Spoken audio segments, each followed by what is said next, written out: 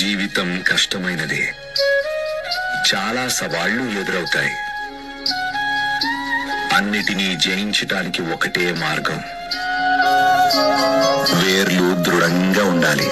ఎవరి హృదయంలో హరి కొలువుంటాడో నీకు ఎన్ని కష్టాలు సమస్యలున్నా ఒక్క సముద్రపు అలతో నీ కష్టాలన్నీ కొట్టుకుపోతాయి. నువ్వు శ్రద్ధ ఇంకా సబూరితో ఉంటే చాలు.